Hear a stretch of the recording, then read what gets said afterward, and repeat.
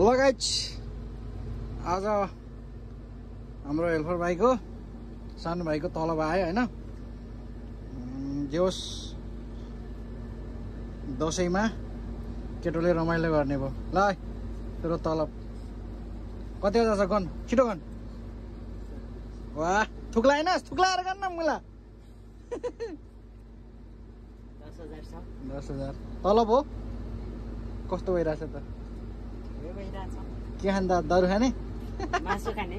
मासु पुरैको? कहाँ पुरैको?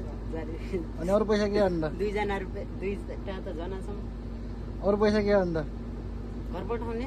मसला यति टेन्सन हुन्छ घरको? भइहाल्छ नि अनि। थुक्लाएर गर्नु एकचोटि यार भन क्या। थुक्लाएर गर्नु थुक्लाएर। ओ अब पैसा बढ्छ यार त्यहाँ। 10,000 छ। 10,000 बढेन? ल ल ल गाइज ल।